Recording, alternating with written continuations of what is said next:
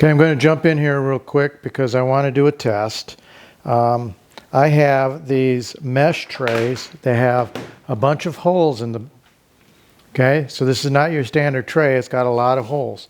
The wheatgrass roots will grow through these holes and build up underneath the trays, and they'll actually sit in the water when you water the tray. And it will end up pushing the tray up. While the standard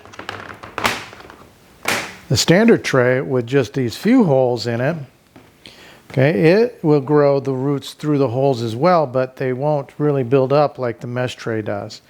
The roots will actually build up on top of the tray underneath the coconut coir.